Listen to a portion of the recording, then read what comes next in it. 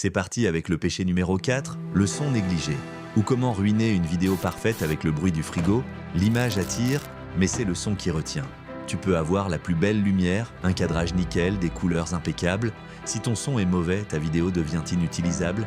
Et croyez-moi, même le meilleur montage du monde ne sauvera pas un son médiocre. Pourquoi le son est plus important que l'image? Les études le prouvent. Le public tolère une image moyenne, mais quitte une vidéo dès les premières secondes si le son est désagréable. Un bourdonnement, un écho, un souffle ou une voix lointaine et c'est fini.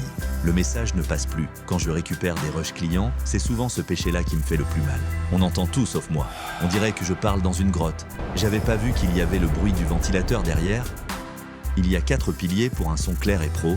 1. Le bon micro, pas le micro du téléphone. Le micro intégré d'un smartphone capte tout, la voix, le vent, les voitures, la chaise qui grince. Alors investis dans un micro externe adapté à ton usage. Le micro cravate, 15 à 30 €, parfait pour les interviews et les vidéos face caméra. Le micro shotgun, 50 à 100 €. Idéal pour capter un son clair à distance, le micro USB-C ou Lightning, compact et plug and play pour les smartphones. Petit bonus pro, même les micros sans fil abordable, wireless, offrent un bond de qualité spectaculaire. 2. Le bon environnement, c'est la moitié du travail. Un micro parfait ne sert à rien dans un environnement bruyant. Tu veux une prise propre? Choisis ton lieu comme un ingénieur du son. Par contre, ce qu'il faut éviter, les pièces vides, réverbération écho, les extérieurs avec vent ou trafic, les bureaux avec clim, ordinateur ou néon bourdonnant, et voici ce qu'il faut privilégier. Une pièce avec meubles, rideaux, tapis, bref, des matériaux qui absorbent le son.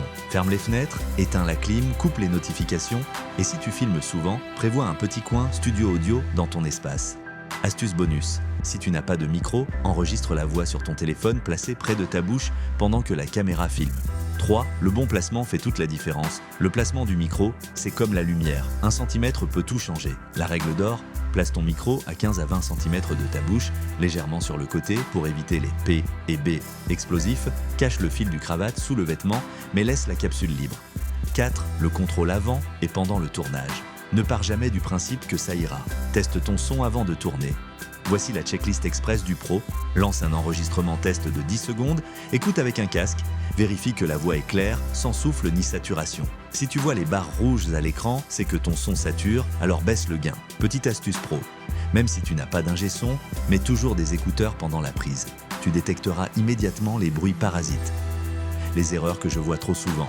Filmer dehors, sans micro et sans bonnette. Placer le micro-cravate sous la chemise et entendre à chaque mouvement. Pensez que on corrigera au montage, mais non, un son pourri reste un son pourri. Oubliez que le micro a une pile et filmer 20 minutes c'est pour rien sans s'en rendre compte. Donc, en résumé, une belle image capte l'œil.